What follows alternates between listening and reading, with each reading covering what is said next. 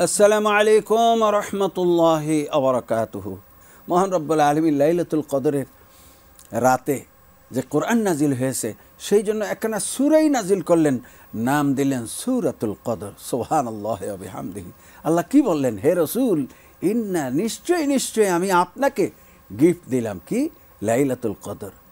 ওমা আদরাকা মা লাইলাতুল কদর। হে রাসূল, আপনি কি জানেন লাইলাতুল কদর কি? লাইলাতুল কদর এমন একখানা গিফট, এমন একখানা উপহার। লাইলাতুল কদরি খায়রুম মিন আলফি শাহর। এই রাতের মর্যাদা হইল 1000 মাসের চাইতেও বেশি। সুবহানাল্লাহি ওয়া বিহামদিহি।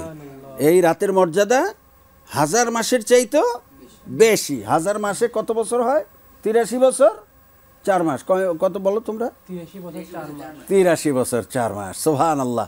প্রিয় রোজাদার বৃন্দ, 83 বছর 4 মাস ইবাদত করে অন্যান্য নবীর উম্মতেরা যেই সওয়াব পাবে, উম্মতে মুহাম্মাদি 21শে রমজান, 23শে রমজান, 25শে রমজান, 27শে রমজান, 29শে রমজান এই সকল রাতে যদি ইবাদত করে রব্বুল আলামিন তাহলে তাকে 1000 মাসের সওয়াব দান করবেন।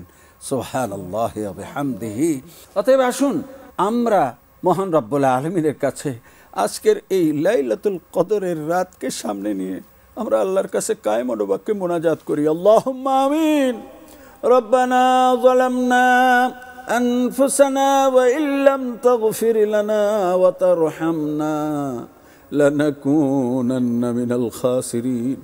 রব্বুল আলামিন সারাদিন রোজা রেখে ইফতার সামনে নিয়ে সুন্দর সুন্দর খাবারগুলো আমাদের সামনে আজান না হওয়ার কারণে যে সকল রোজাদারেরা রোজা ভেঙ্গে যাবে এজন্য তারা পানাহার থেকে বিরত থাকলো, আল্লাহ এর বিনিময়ে আপনি আমাদের জীবনের সমস্ত গুনাহরাশি মাফ করে দেন। আমিন। রব্বুল আলামিন আমাদেরকে লাইলাতুল কদরের মর্যাদা গ্রহণ করার তৌফিক দান করেন।